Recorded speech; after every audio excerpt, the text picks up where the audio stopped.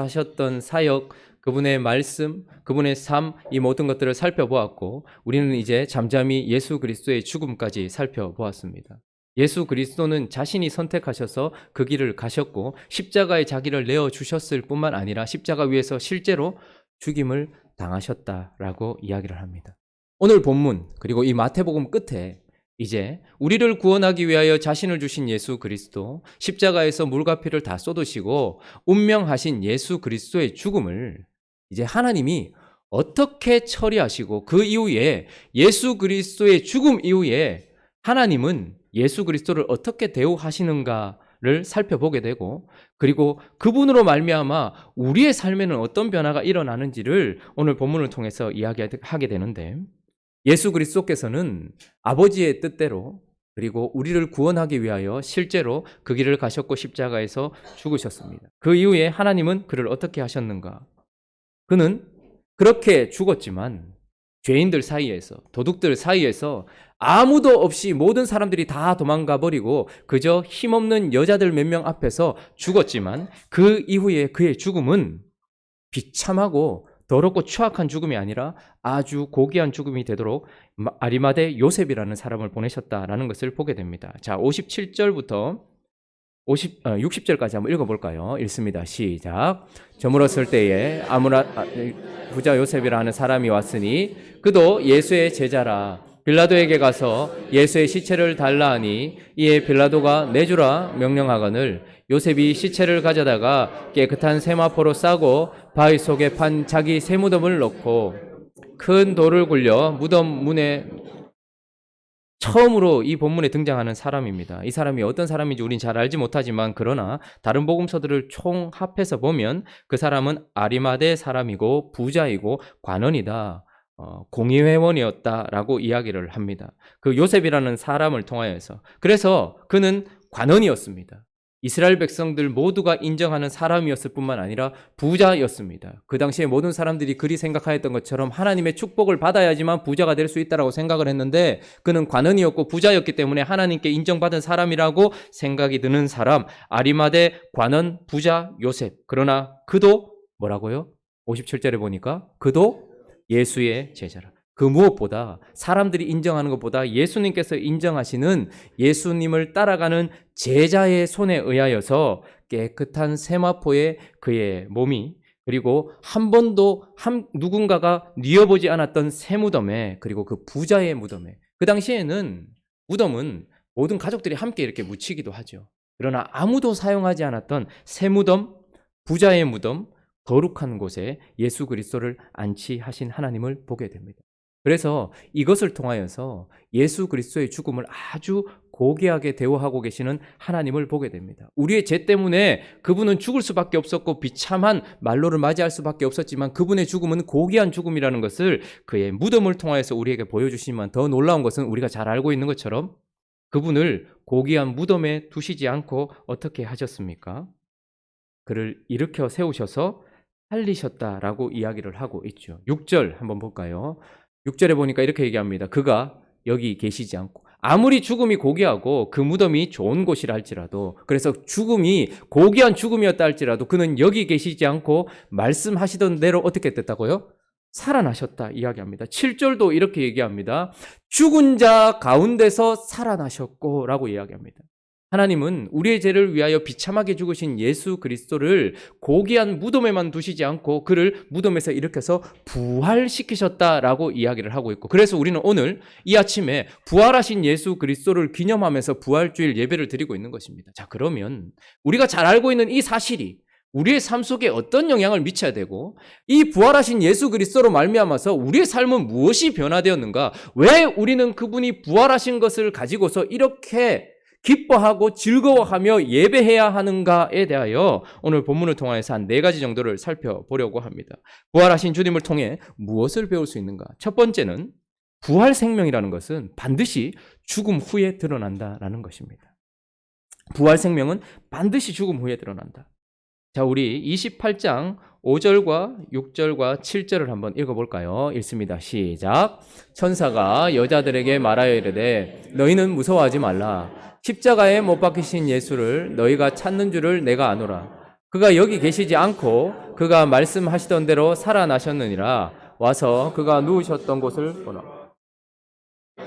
그의 제자들에게 이르되 그가 죽은 자 가운데서 살아나셨고 너희보다 먼저 갈릴리로 가시나니 거기서 너희가 배우리라 하라. 보라, 내가 너희에게 일렀느니라. 5절에 보니까 십자가에 못 박히신 예수. 너무나 당연한 말이지만 그분이 다시 살아나셨고 부활 생명, 새로운 생명으로 드러나실 수 있었던 것은 그가 죽임을 당했기 때문이고 십자가에서 죽었기 때문이다라고 이야기를 하고 있는 것입니다. 그래서 그분은 스스로가 선택하여서 십자가에서 죽음의 길을 가셨지만 그랬더니 하나님이 어떻게 하셨는가는 6절에 보면 우리말로 번역할 때에는 그 말씀하시던 대로 살아나셨느니라 라고 되어 있지만 이것은 수동태입니다. 그분이 살아나셨다는 의미가 아니라 하나님 아버지께서 그를 살려내셨느니라 이런 뜻입니다. 일으키셨느니라 이런 뜻입니다. 그러니까 예수는 적극적으로 십자가에 자기 자신을 내어놓아 죽임을 당했지만 그렇게 하였더니 하나님이 어떻게 하셨다는 거예요? 그를 죽음에 내버려 두지 않고 그를 살리셨다 이 말입니다. 그를 일으키셨다 이렇게 얘기하고 있습니다. 7절도 동일하게 수동태를 쓰고 있습니다. 제자들에게 이르되 그가 죽은 자 가운데서 살아나셨고, 이 말은 그가 살아났다라는 것이 아니라 하나님이 그를 살려내셨다 이런 뜻을 가지고 있는 것입니다. 그러니 죽임을 당하신 예수 그리스도께서 지금 생명을 가지고서 부활하여 나타나실 수 있었던 것은 그가 반드시 십자가에서 죽었다라는 것을 전제하고 있다라는 것입니다. 그렇기 때문에 그의 생명은 또 다른 생명, 거룩한 생명, 새로운 삶으로 드러났다라는 것이죠. 자, 그러면 우리에게는 어떨까요? 우리는 예수 그리스도와 함께 죽고 다시 살았다라고 고백하는데 우리 삶 속에 우리는 이런 새로운 생명이, 이 거룩한 생명이, 새로운 삶의 역사들이, 새로운 가치관이, 새로운 행동들이 드러나고 있는가? 많은 사람들은 새로운 삶을 살기 위하여서 교회를 찾아오고 예수를 믿는다고 합니다. 그렇게 10년, 20년, 30년을 신앙생활을 하고 예배하고 기도하고 헌금하고 하나님께 헌신을 하지만 그러나 우리 삶 속에 새로운 생명의 삶이 드러나고 있습니까? 많은 사람들은 이 삶이 드러나지 않는 것을 가지고서 훈련이 부족하다 이야기하고 성경을 적게 읽었다 얘기하고 기도하지 못했다라고 얘기합니다. 오히려 그곳에서 더 근본적으로 들어가서 왜 내 삶 속에는 새로운 생명의 역사가 나타나지 않는가? 왜 내 삶 속에는 거룩한 생명의 역사가 나타나지 않는가? 왜 나는 변화된 모습으로 드러나지 않는가? 그것은 훈련의 부재이거나 성경을 적게 읽었거나 기도를 적게 했거나 헌신을 적게 했거나 헌금을 떼어 먹었기 때문이 아니라 오히려 우리가 점검해 봐야 될 것은 오늘 이 아침에 나는 죽었는가 하는 것을 살펴봐야 하는 거예요. 고린도후서 4장 10절, 11절을 이렇게 얘기합니다. 한번 읽어볼까요? 시작. 우리가 항상 예수의 죽음을 몸에 짊어짐은 예수의 생명이 또한 우리 몸에 나타나게 하려 함이라. 우리 살아있는 자가 항상 예수를 위하여 죽음에 넘겨짐은 예수의 생명이 또한 우리 죽을 육체에 나타나게 하려 함이라. 부족하고 연약하지만 새로운 가치관으로 새로운 삶을 살고 있는 모습이 우리 속에 나타나고 있습니다. 그런데 만약에 이런 것이 나타나고 있지 않다면 어쩌면 우리 속에는 그 근본, 처음부터 예수 그리스도와 함께 죽고 다시 산 죽음이 없었기 때문일 수 있다는 것을 생각해야 됩니다. 바울은 이렇게 얘기합니다. 우리가 항상 바울이 아주 거룩한 삶을 살았음에도 불구하고 그는 그렇게 거룩한 삶을 살 수 있었던 것은 예수의 죽음을 몸에 늘 짊어졌기 때문이지 내가 거룩하고 정결했기 때문이 아니다라고 이야기합니다. 나의 자아가 십자가에 죽지 않는 한 우리 속에는 거룩한 삶이 드러나지 않습니다. 그런데 항상 예수 죽음을 몸에 짊어졌다라고 이야기하고 우리 살아있는 자가 항상 예수를 위하여 죽음에 넘겨짐은 우리의 자존심이 십자가에서 죽었습니까? 내 자아가 십자가에서 죽었습니까? 내 생각이 십자가에서 죽었습니까? 내 경험이 십자가에서 죽었습니까? 내 의견이 십자가에서 죽었습니까? 만약에 항상 그분의 십자가에 나 자신을 넘겨주지 않는다면 우리 속에는 부활 생명이 드러날 수 없는 것입니다. 10년, 20년, 30년, 40년, 아니 죽기 전까지도 우리가 아무리 열심을 내는 종교 행위를 한다 할지라도 내가 예수와 함께 십자가에 죽지 않았다면 그분이 죽지 않았다면 드러나지 않을 그 부활 생명처럼 우리도 부활 생명이 드러나지 않는다라는 것이죠. 죽어야 다시 사는 것입니다. 죽어야 부활 생명이 드러나는 것입니다. 그러므로 오늘 이 아침에 나는 예수 그리스도처럼 새 생명으로 이 땅 가운데 내 삶의 영역 가운데 드러났는가? 만약에 그렇지 않다면 나는 훈련의 부족이나 다른 어떤 요인들을 생각해 볼 것이 아니라 십자가에 죽었는가? 내 자아가 그분과 함께 죽었는가? 내가 예수와 함께 십자가에 못 박히면 예수께서 죽으시고 난 이후에 하나님이 그를 일으켜 세우셨다 이야기합니다.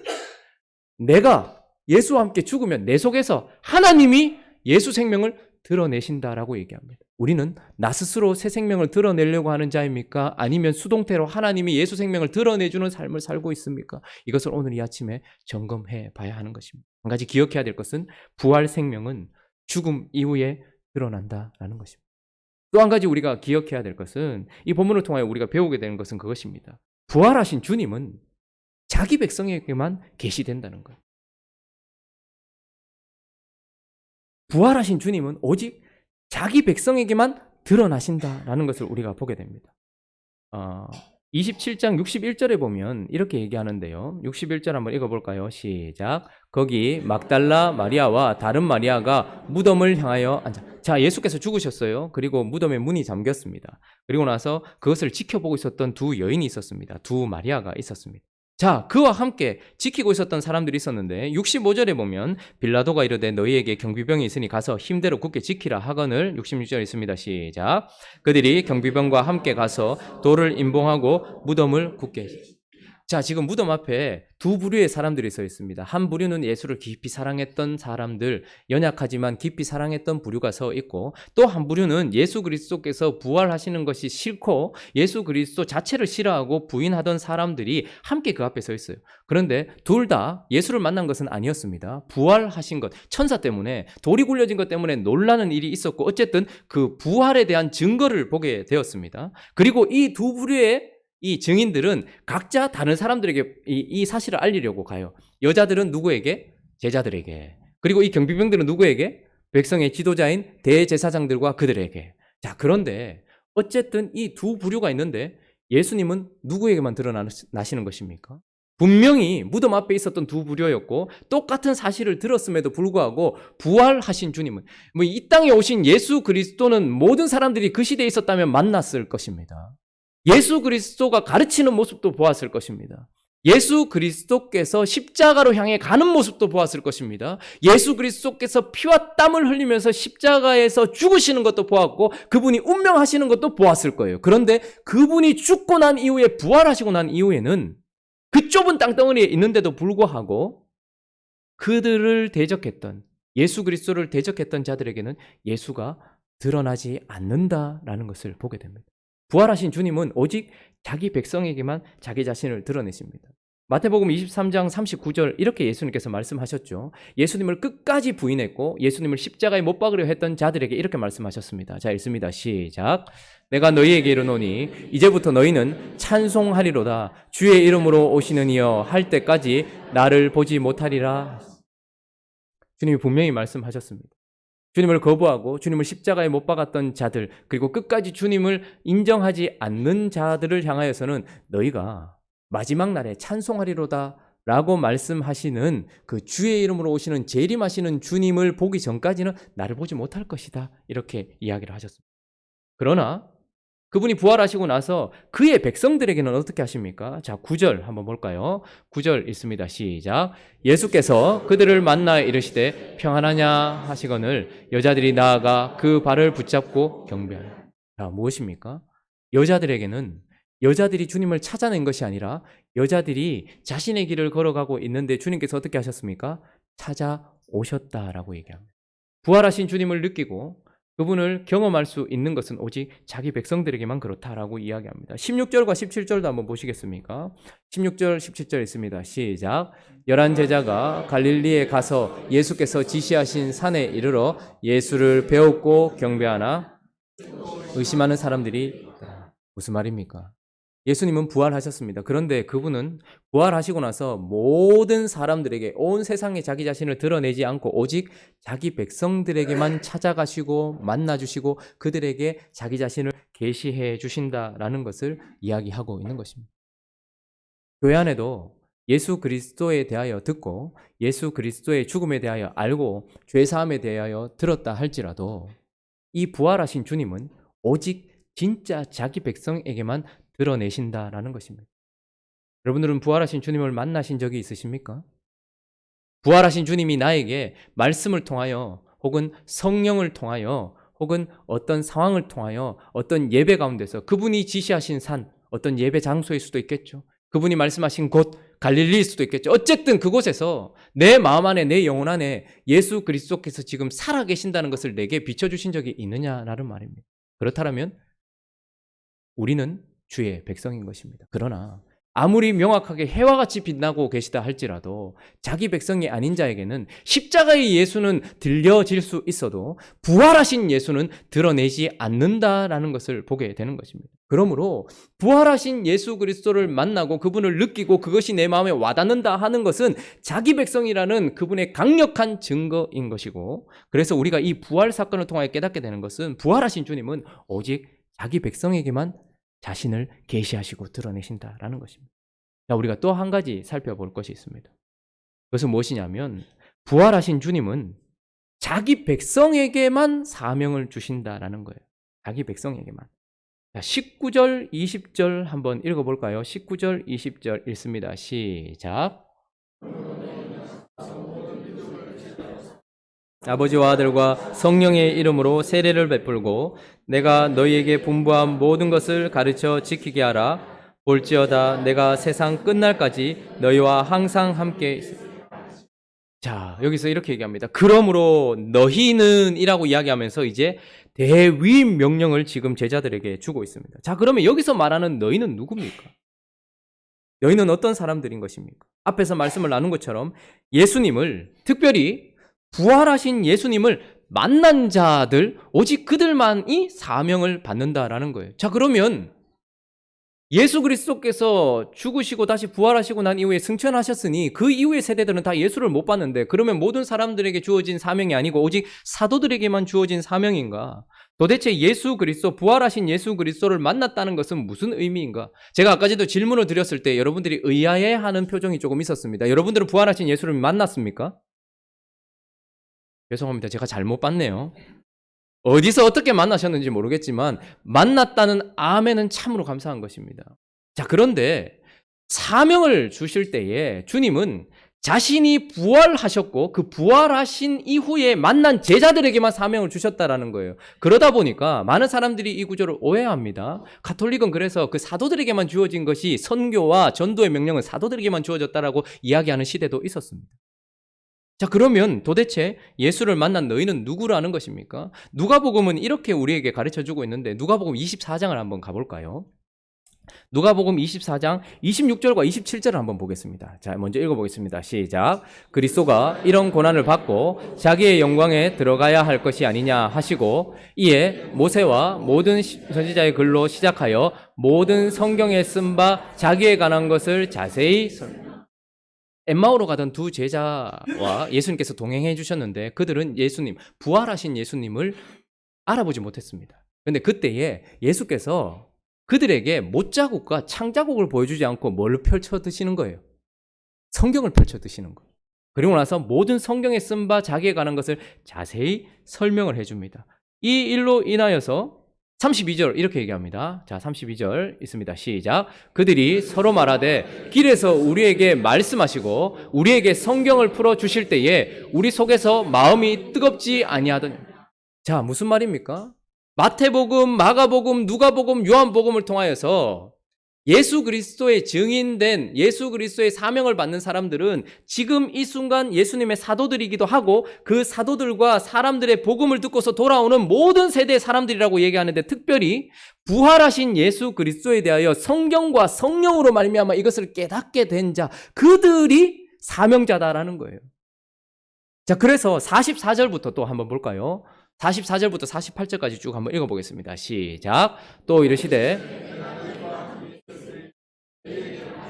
곧 모세의 율법과 선지자의 글과 시편에 나를 가리켜 기록된 모든 것이 이루어져야 하리라 한 말이 이것이라 하시고 이에 그들의 마음을 열어 성경을 깨닫게 하시고 또 이르시되 이같이 그리스도가 고난을 받고 제3일에 죽은 자 가운데서 살아날 것과 또 그의 이름으로 죄 사함을 받게 하는 회개가 예루살렘에서 시작하여 모든 족속에게 전파될 것이 기록되었으니 너희는 이 모든 일의 증인이다.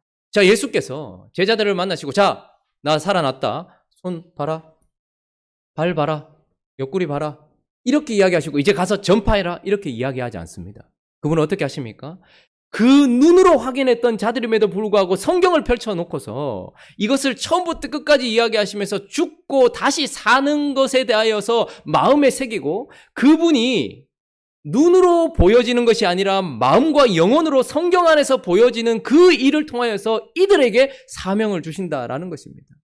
그러니까 우리에게 있어서 중요한 것은 언제나 예수 그리스도께서 우리의 죄를 위해 죽으셨습니다. 얼마나 아프셨습니까? 라고 하는 십자가의 예수 그리스도만 알고 그것에 대하여만 가슴이 뜨거워진 사람들, 그래서 은혜 갚고자 일어나는 사람들은 사실은 사명을 감당할 수 없는 자예요. 왜요?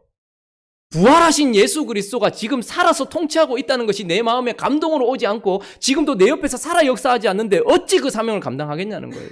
그러므로 부활하신 예수 그리스도께서는 오직 이 부활에 대하여 성령과 성령 안에서 깨달아져서 내 속에 예수 그리스도가 살아계시다는 것이 말씀을 통하여 깨닫게 되어 지금도 생생히 그분을 믿음으로 보고 있는 사람들에게 사명을 주는 것입니다. 어떤 사람들은 예수께서 나를 위해 죽으셨다는 것 때문에 감동을 받아서 전도하려고 벌떡 일어나서 사명을 감당하려고 뛰어나갑니다. 그러나 그런 사람들은 아직까지 사명을 감당할 자리가 아닌 것입니다. 예수 그리스도께서 나를 위해 얼마나 많은 헌신을 하셨는지를 깨달아서 뛰어나간 사람들이 많이 있습니다. 그래서 은혜 갖겠다고 무엇인가 시작해보는 사람들이 많이 있습니다. 십자가 들고 나가는 사람들이 많이 있습니다. 그러나 사명은 십자가 들고 나가는 게 아니에요. 부활하신 주님과 함께 나가는 거. 그래서 그들에게 이렇게 말씀하신 것이죠. 그러므로 너희는 가서 모든 민족을 제자로 삼아 아버지와 아들과 성령의 이름으로 세례를 베풀고 내가 너에게 분부한 모든 것을 가르쳐 지키게 하라. 봉사가 4개가 나옵니다. 가서 세례를 베풀고 가르쳐, 또 뭐죠? 가르쳐 지키게 하라. 가서 제자를 삼고 세례를 베풀고 가르치라. 요 4개 동사가 나옵니다. 그러나 요 4개 중에 3개는 조동사예요. 원래 본동사는 뭐냐면 제자를 삼으라는 것이 사명이에요. 자, 그러니까 제자를 삼기 위해서 가라는 거고요. 제자를 삼기 위해서 세례를 주라는 거고 제자를 삼기 위해서 가르치라는 거예요. 그래서 지킬 수 있도록 해주라는 거예요. 자, 그런데 이 사명을 누구에게 줬다는 것입니다. 여러분, 모든 그리스도인들의 사명은 교회를 세우고 건물을 일으키고 사람들을 변화시키는 것에 있지 않고 오직 예수님의 제자를 삼는 것이 모든 그리스도인들의 사명입니다. 그런데 함께, 자, 그러기 위하여서 하나님께서 뭘 주시는 것입니까? 가라는 거예요. 그런데 이 가라는 것은 우리가 능동적으로 가는 것을 말하는 것이 아니고 포류덴테스라는 수동태입니다. 하나님께서 가게 하신 곳에 이르게 되는 거예요. 그것 자체가 사명인 것입니다. 하나님께서 만약 저와 여러분들이 이곳에 오게 하셨다면 우리는 이미 지금 사명을 감당하고 있는 것입니다. 그런데 중요한 것은 무엇이냐? 이곳에 와 있는 우리가 부활하신 주님을 보고 있느냐는 거예요. 부활하신 주님을 지금 내가 붙들고 있느냐는 거예요. 부활하신 주님이 내 안에서 성령과 성경으로 말미암아 살아계시냐? 이것이 중요하다는 말입니다. 그가 사명자라는 거예요. 그래서 세례를 베푼다는 것은 무엇입니까? 복음을 전해서 그 사람을 회개시키는 거예요. 복음을 전파하는 것 자체가 사명인 것입니다. 복음을 들고 나아가고 복음적인 삶을 사는 것이 사명이고요. 가르쳐 지키게 하는 것은 무엇입니까? 교회가 한꺼번에 다 하고 있는 거예요. 지금도 누군가가 와서 설교를 듣고 누군가가 와서 새가족 확신반을 하고 누군가가 와서 이런 모든 것들을 하는 것, 이 사명, 자, 우리가 지금도 감당하고 있습니다. 자, 그런데 이 사명은 누가 감당한다는 것이에요? 누구에게? 십자가의 은혜를 깨닫는 자? 아니요. 그것도 과정에 반드시 들어가야 되지만 더 중요한 것은 무엇입니까? 부활하신 주님을 만났는가? 주님이 내게 찾아오셨는가? 라는 것입니다. 주님은 그래서 자기 백성에게만 찾아가시고 그 백성에게 부활하신 자기 자신을 성경과 성령 안에서 깨닫게 하셨을 때, 그래서요, 아무리 깨어져 있어도 자기 백성에게 가셔서 사명을 감당하게 하세요. 베드로를 어디서 만나주셨습니까? 갈릴리 호숫가에서.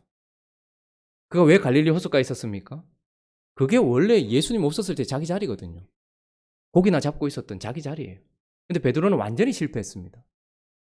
예수님 부활하셔도 만날 낯짝이 없어서 나는 내가 무슨 사람 낚는 어부, 나는 다시 옛날로 돌아가. 우리가 믿음 생활을 하다가 가끔씩 옛 모습으로 돌아가 버릴 때가 많이 있습니다. 그러나 주님은 그럴 때에도 어떻게 하십니까? 자기 백성에게는 찾아오세요.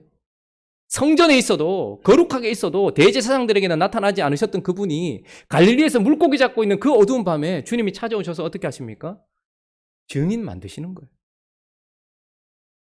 죄 가운데 있다 할지라도 다메섹으로 살기등등하게 교회를 잔멸하려고 올라가고 있었던 그러나 하나님의 백성이었던 바울에게 찾아오셔서 어떻게 하십니까? 그를 거꾸로 때리시고 부활하신 주님이 만나주시고 나서 그에게 사명을 주시는 거예요.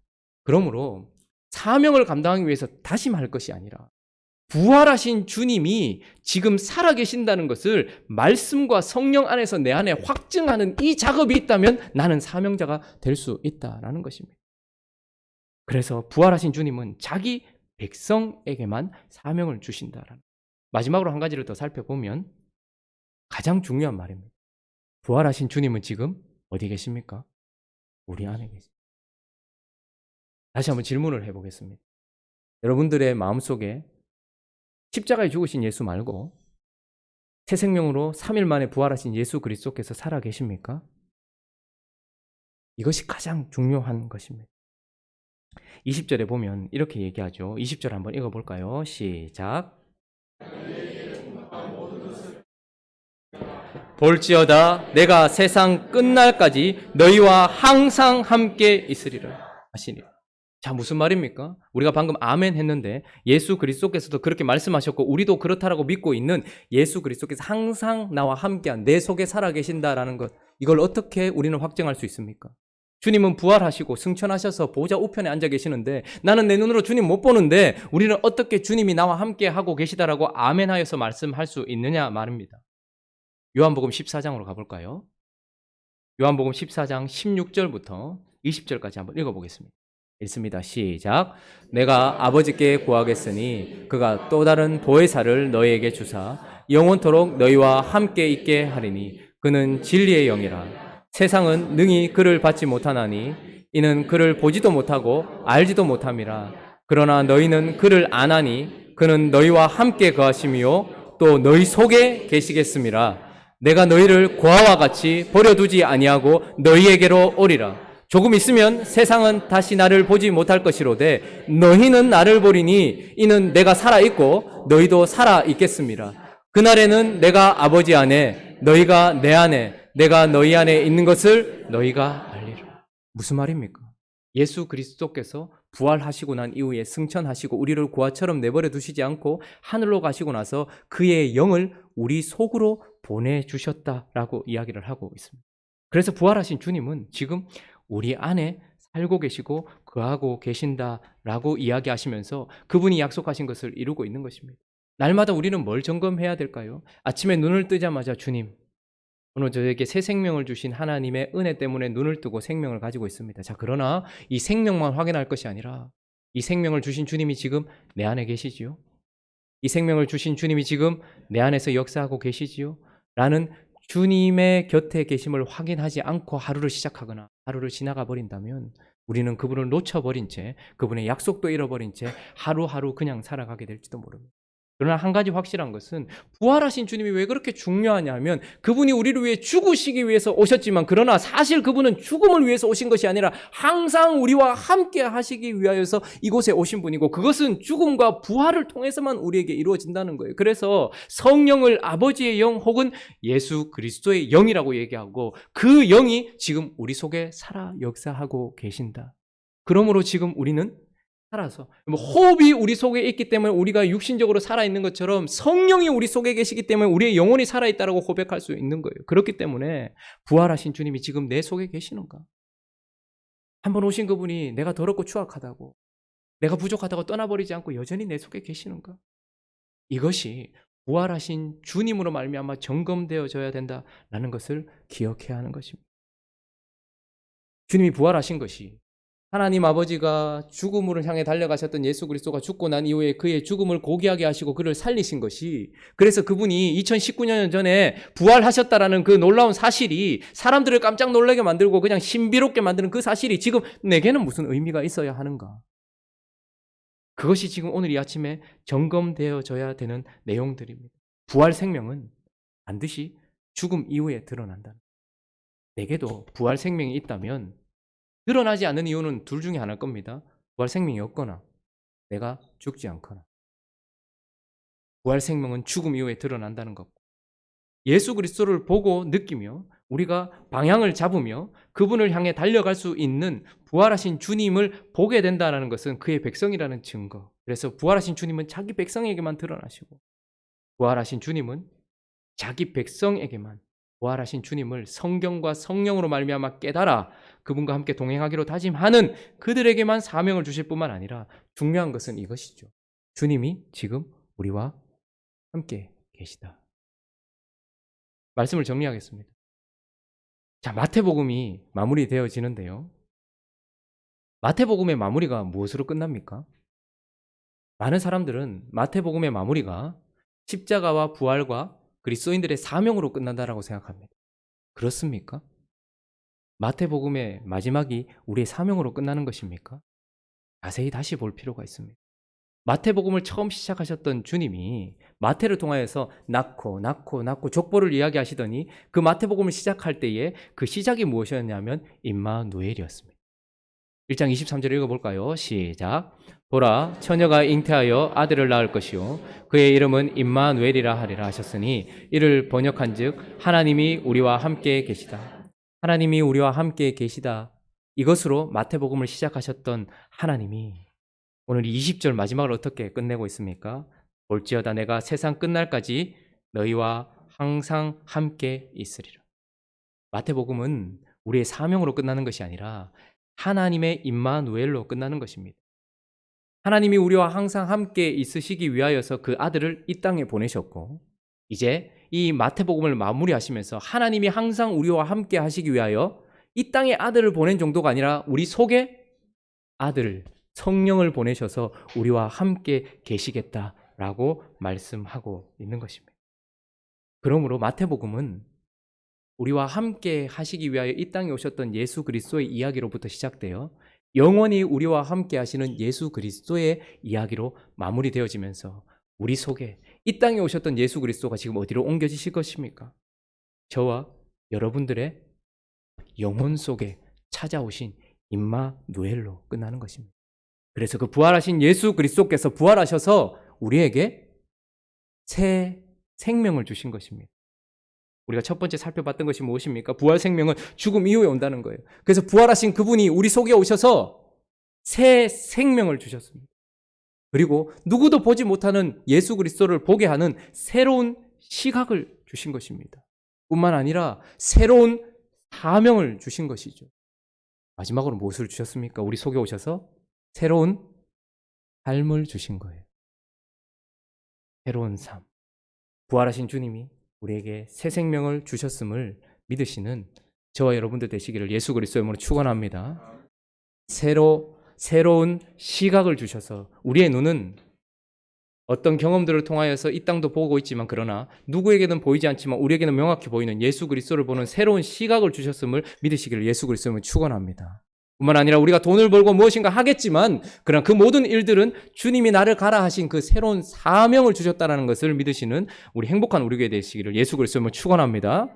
그리고 가장 중요한 것은 새로운 삶이 시작됐다라는 새로운 삶의 시작은 무엇인가를 하는 것보다 더 중요한 게 무엇일까요? 이제 누군가가 결혼을 했어요. 새로운 삶을 시작했어요. 뭐부터 해야 됩니까? 아부터 낳아야 됩니까? 바로 침대로 가서 아부터 낳아야 됩니까? 서로 교제하는 것이겠죠. 서로 알아가는 것이겠죠. 그래서 마태복음 다음에 주님께서 아가서를 주신 것 같아요. 무엇을 할 것인지보다 주님과 어떤 관계를 맺을 것인지를 보여주기 위한 아가서를 주시는 것 같아요. 오늘 이 아침에 다시 한번 이 말씀을 새기시기 바랍니다. 부활하신 예수 그리스도께서 우리에게 새로운 생명, 새로운 시각, 새로운 사명, 새로운 삶 주셨다는 것을 기억하면서 새로운 삶을 살아가기로 다짐하는 행복한 우리 교회 되시기를 예수 그리스도의 이름으로 축원합니다. 우리 같이 한번 찬양하고 기도하도록 하겠습니다. 우리 가사를 잘 생각하시면서 한번 제목이 영어입니다.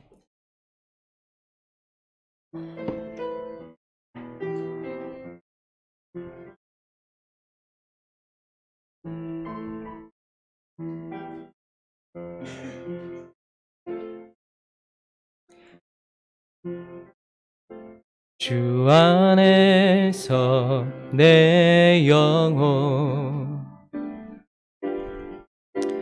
다시 태어나 이전 것을 지나고 새롭게 됐네. 죄로 물든 내 모습 예수와 함께 죽고 부활 생명 내 안에 새로운 삶이 열렸네. 너희가 나를 택한 것이 아니요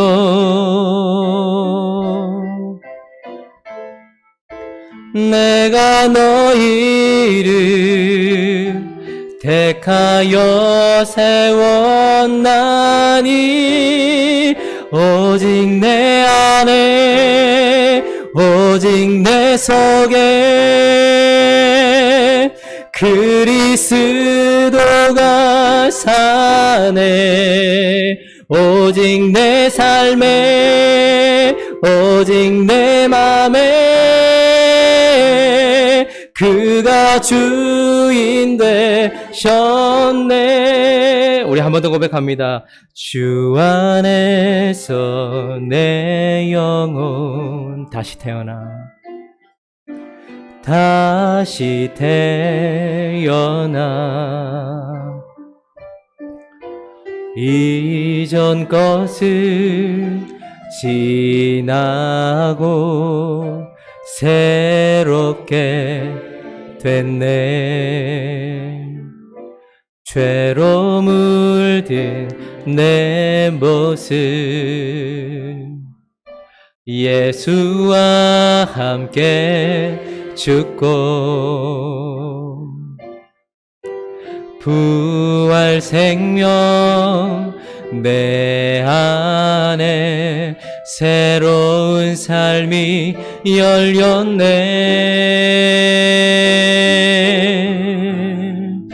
너희가 나를 택한 것이 아니요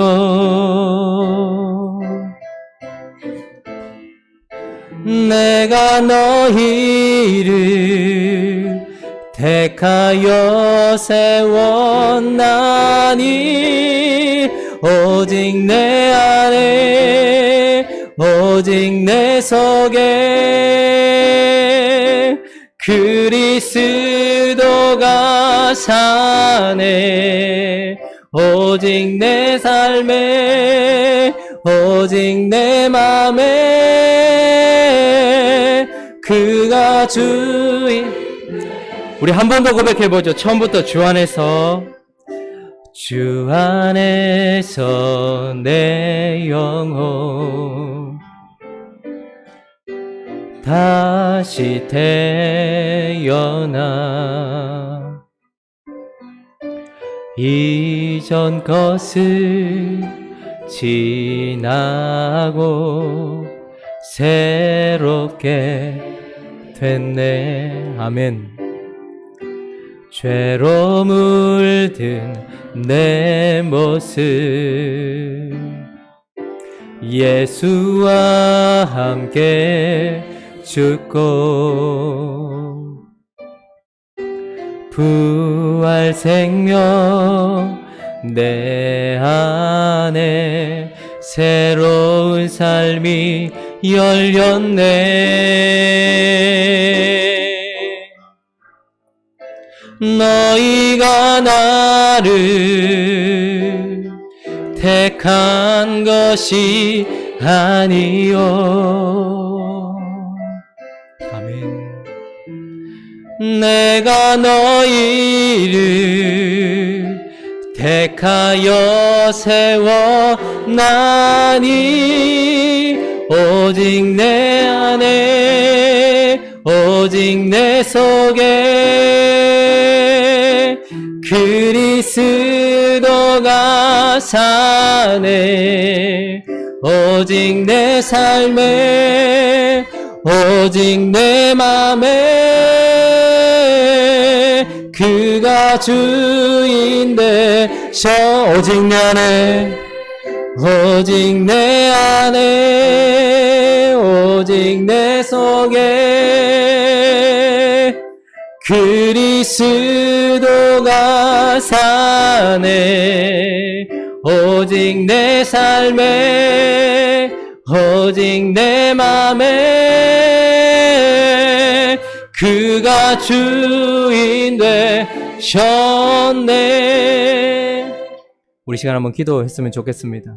공중권세 잡은 자, 그리고 이 땅을 통치하고 있는 악한 이 세력 가운데에 빠져있던 자기 백성들을 구원하시기 위하여 내가 항상 너희와 함께하리라 말씀하셨던 그분이 죽으시기 위하여 이 땅에 오셨습니다. 그러나 그분은 죽기 위해 오신 것이 아니고 이 땅에 계시기 위해 오신 것이 아니라 저와 여러분들의 영혼 속에, 마음 속에 사시기 위하여서 부활하시고 우리 속에 오셨다라고 이야기합니다. 주 안에서 내 영혼이 다시 태어났다라고 고백했고 이전 것은 지나갔고 새롭게 되었다라고 고백했습니다. 죄로 물든 내 모습, 내가 주인 되어 살던 나는 가고 이제 내 삶의 주인이 주님이시라고 이야기하고 오직 내 안에, 오직 내 속에, 오직 내 삶에, 오직 내 마음에 주님이 사신다라고 고백했습니다. 2019년에 예수님이 부활하셨습니까? 지금 이 순간 우리 속에 예수님이 부활한 생명으로 우리 속에 통치하기를 원하며 주님 앞에 그런 삶 살아갈 수 있게 달라고 우리 함께 기도하며 나가도록 하겠습니다. 기도하겠습니다. 거룩하신 하나님 아버지, 우리가 진리를 찬양했습니다. 주 안에서 내 영혼이 다시 새롭게 되었습니다.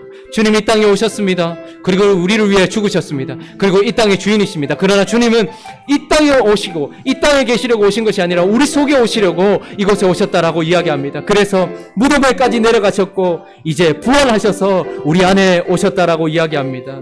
내 안에 새로운 삶이 열렸다라고 우리가 고백합니다. 주님이 새로운 생명으로 거듭 부활하신 것처럼 이제 주님이 우리 속에서 부활하시고 주님이 우리 안에서 새로운 생명으로 드러나시고 우리 또한 그분과 함께 거듭나서 새로운 삶을 살기를 소원합니다. 주님, 새로운 생명을 우리에게 주셨고 새로운 시각을 우리에게 주셨고 새로운 사명을 우리에게 주셨고 새로운 삶을 우리에게 주신 줄로 믿습니다. 주여, 이제 사단과 하나 되고 내가 주인 되어 살던 이 땅에 내 마음속에 주님이 주인 되어 오시고 나는 그와 함께 죽고 다시 살아서 이제 그분의 백성이 되어 주님과 함께 살아가기를 소원하오니 주여, 부활 생명이 내 안에서 약동하며 부활하신 주님이 내 삶 속에 보여지며 부활하신 주님과 함께 내 삶 속에 새로운 삶이 드러날 수 있도록 도와주시옵소서.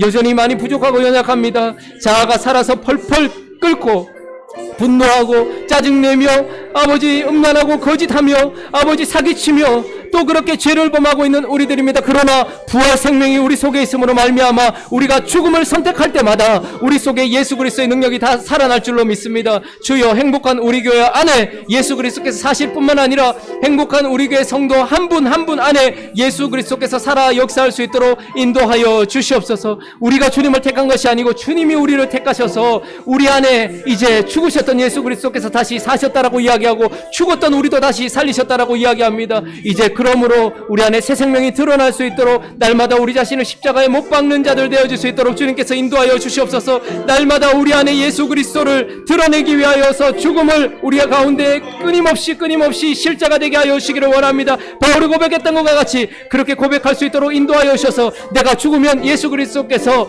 우리를 살리실 줄로 믿습니다. 예수 그리스도를 살리신 아버지의 그 능력이 우리를 살리실 줄로 믿습니다. 주여, 이제 이 부활주를 맞이하고 난 이후에 우리가 새 생명으로 살아갈 수 있도록 인도하여 주옵소서. 역사하여 주옵소서. 우리 시간 한 가지 더 기도하겠습니다.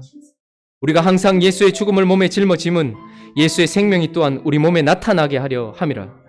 우리 살아있는 자가 항상 예수를 위하여 죽음에 넘겨짐은 예수의 생명이 또한 우리의 죽을 육체에 나타나게 하려 함이라.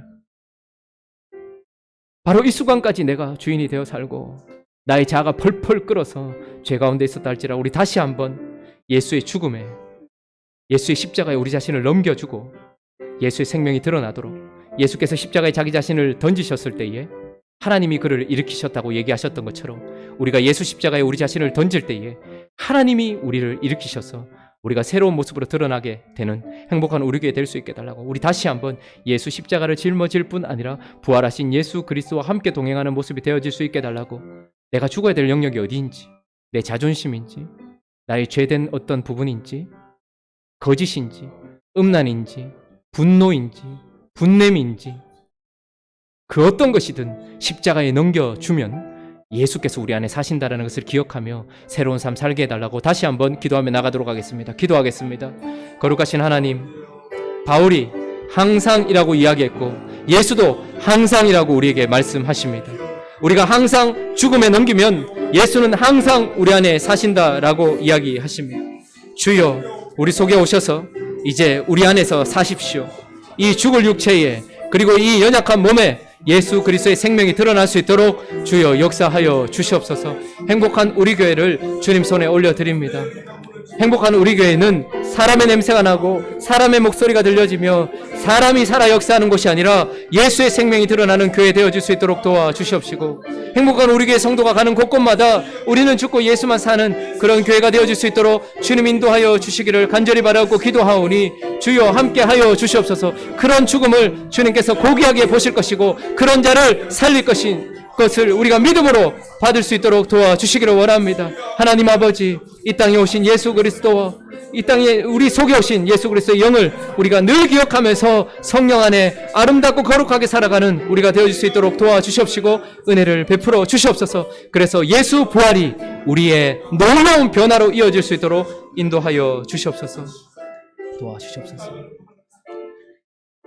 거룩하신 하나님, 내가 너희와 항상 함께 있으리라 말씀하시고 그 약속을 이루기 위하여 하나님은 이 땅에 아들을 보내셨습니다. 내가 항상 너희와 함께 있으리라 말씀하신 그 약속을 이루기 위하여서 아들은 성령을 이 땅이 아니라 이제 우리 안에 보내셨습니다. 이전 것은 지나고 새롭게 하신 것은 그분의 은혜입니다. 바울이 말했던 것처럼 내가 항상 예수 죽음을 짊어지고 예수 십자가에 나 자신을 넘기면 예수님께서 약속하셨던 것처럼 항상 예수가 드러납니다. 그러므로 우리는 이 부활절 아침에 항상 예수 죽인 것을, 예수 죽음을, 예수 십자가를, 그래서 나 자아를 죽음에 넘기고 항상 예수 그리스도만 드러나는 삶이 되어질 수 있도록 축복하여 주시옵소서. 그래서 우리가 입으로 고백했던 것처럼 내 영혼이 다시 태어나서 이전 것은 지나고 새롭게 되고 그 부활 생명이 내 안에서 새로운 삶을 열어서 오직 내 안에, 오직 내 속에 예수만 살고 예수만 드러나고 그렇게 예수께 영광 올려드리는, 그래서 이 시대를 살고 있는 우리 주변에 있는 사람들이 성경에 기록된 부활만 보는 것이 아니라 지금도 부활하신 예수 생명을 우리를 통하여서 보게 되는 은혜를 허락하여 주시옵소서. 하나님께서 그렇게 일하실 줄 믿고 감사를 드리며 우리 주 예수 그리스도의 이름으로 기도드립니다.